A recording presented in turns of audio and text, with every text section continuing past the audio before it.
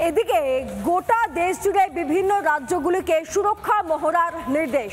গোটা দেশে মোট 244টা রাজ্যে এই সুরক্ষা মহড়ার নির্দেশ দেওয়া হয়েছে। ঠিক কোথায় কোথায় এই সুরক্ষা মহড়ার নির্দেশ দেওয়া হয়েছে চলুন আপনাদেরকে দেখিয়ে দিই। বুধবার মহড়ার নির্দেশ সমস্ত রাজ্যকে। দেশের 244টি জেলায় এই মহড়া চলবে। রাজস্থান, গুজরাট, পাঞ্জাব এবং জম্মু কাশ্মীরের সীমান্তে মহড়ায় বিশেষ নজর দেওয়া হবে। আরও একবার শুনুন, রাজস্থান, গুজরাট, পাঞ্জাব এবং জম্মু কাশ্মীরের সীমান্তে মহড়ায় বিশেষ নজর দেওয়া হবে। মহড়া চলবে বিভিন্ন গ্রামীণ এলাকাগুলিতেও। বুধবার দিন গোটা দেশ জুড়ে 244 জেলায় মহড়া চলবে সমস্ত গ্রামীণ এলাকায়। নির্দেশ দিয়েছে কেন্দ্র। এমনকি বিমান হামলার জন্যও সতর্কতা। সাইরেন ব্যবস্থাকে সক্রিয় করা। সুরক্ষার স্বার্থে সাধারণ মানুষ বিশেষত পড়ুয়াদের প্রশিক্ষণ। ব্ল্যাকআউটের মহড়া। হঠাৎ ব্ল্যাকআউট হয়ে গেলে কি করণীয়? জরুরি পরিস্থিতিতে কিভাবে দ্রুত উদ্ধার কাজ? হটলাইনে বিমান বাহিনীর সঙ্গে কিভাবে যোগাযোগ? কন্ট্রোল রুম থেকে কিভাবে নজরদারি? আপৎকালীন পরিস্থিতির জন্য মহড়া। বাংকার তৈরি এবং পরিষ্কার করে প্রস্তুতি। গুরুত্বপূর্ণ স্থান নির্মাণ প্রতিষ্ঠানের সুরক্ষার মহড়া। আরও একবার আপনাদেরকে জানাই, হটলাইনে বিমান বাহিনীর সঙ্গে কিভাবে যোগাযোগ করতে হবে তার মহড়া দেওয়া হবে বুধবার। কন্ট্রোল রুম থেকে কিভাবে নজরদারি চালানো হবে মহড়া হবে সেই বিষয়ে বুধবার। আপৎকালীন পরিস্থিতির জন্য বিশেষ মহড়ার ব্যবস্থা গোটা দেশ জুড়ে। শুধু তাই নয়, বিভিন্ন সীমান্তবর্তী অঞ্চলে বাংকার তৈরি এবং বাংকারগুলি পরিষ্কার করে রাখার ব্যবস্থা। গুরুত্বপূর্ণ স্থান নির্মাণ প্রতিষ্ঠানে সুরক্ষার ব্যবস্থা। এই মুহূর্তে আপনাদেরকে তিনটে ছবি দেখাচ্ছি। লখনৌয়ে মহড়া চলছে, জম্মুতে মহড়া চলছে এবং ডাল লেকে মহড়া চলছে। তিন দিকের তিনটে ছবি, এক্সক্লুসিভ ছবি এই মুহূর্তে আপনারা দেখতে পাচ্ছেন।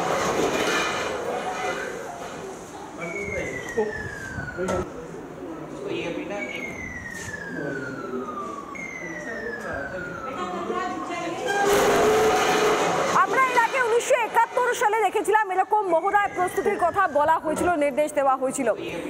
এইবার আপনাদেরকে জানাবো যে এই যে ফের মহড়ার প্রস্তুতি হচ্ছে গোটা দেশের 244 জেলায়, এই বিষয়ে প্রাক্তন সেনা কর্তারা কি বলছেন আপনাদেরকে একবার শোনাবো। এটা নরমালি আমাদের করা হয় সারা বছর ধরে। আমরা ডিফেন্সের লোকেরা আমরা সারা বছর করি, কিন্তু যুদ্ধের যখন পরিস্থিতি আসে তখন আমাদের সিভিলিয়ান যারা সিভিলে থাকে তাদেরকে আমাদের শিখাতে হয়। কারণ হচ্ছে যে আমরা যারা যুদ্ধে আছে আমরা তো সবকিছু জানি, কিন্তু যারা সিভিল আছে তারা তো সবকিছু জানেন না। সময় যেসব এরিয়াগুলো খুব সেন্সিটিভ, সেই সেন্সিটিভ এরিয়াতে বাংকার করা হয় আমাদের সিভিলিয়ানদের থাকার জন্য।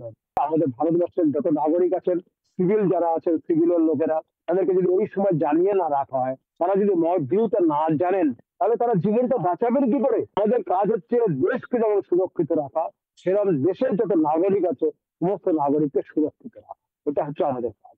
এই মক ড্রিল হচ্ছে এটা প্রিপেয়ারনেস এট অল লেভেল। সাধারণ হাসপাতালগুলো যেগুলো ইভেন সিভিল হসপিটাল, সেখানেও যদি সিরিয়াস পেশেন্টস না থাকে, সেই সব পেশেন্টসদের অন্য কোনো জেলা স্তরের হাসপাতালে স্থানান্তরিত করা হয়, যাতে ওই হসপিটালের বেশ কিছু বেড আমাদের সৈনিক বা যারা যারা উন্ডেড হবে তাদের নিয়ে এসে যায়। মানে এইরকম স্তর পর্যন্ত মক ড্রিলের ব্যবস্থা করা হয়। এমনকি আপনি বাড়িতে 5 কেজি আটা, 8 কেজি চিনি, একটু চা এগুলো রাখবেন। This also come under detailed mock drill. And এই মক ড্রিল মানে যে কালকে যুদ্ধ লাগবে তা নয়। মক ড্রিল মানে sending a very strong message to our adversary, পাকিস্তানকে, টু কিপ দেম গেসিং যে আমরা কখন কি করব, কোথায় কি করব, আর কতখানি কি করব তোমাদের বলবো না, কিন্তু তোমাদের রিসোর্সেস তোমরা গ্রাউন্ডে আটকে রাখো, নইলে তোমাদের একটা কালো দিন আসতে পারে। নানা ধরনের কন্টেন্ট দেখার জন্য লাইক করুন, শেয়ার করুন আমাদের ফেসবুক পেজ, সাবস্ক্রাইব করুন আমাদের ইউটিউব চ্যানেল। পাশাপাশি অন্যান্য ব্রেকিং নিউজের জন্য অবশ্যই চোখ রাখুন রিপাবলিক বাংলায়।